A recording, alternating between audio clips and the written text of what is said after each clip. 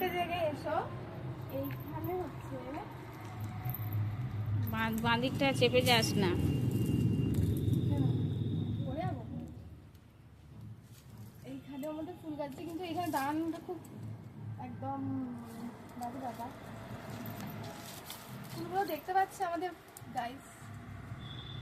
এই আর তুলতে না, থাক, অনেক আছে, ঠিক আছে, থাক, দু একটা থাক। কত ফুল! ওই নিচে দুটো হাত বাড়া, নিচে ওখানে দেখতে পাচ্ছি না, সামনে।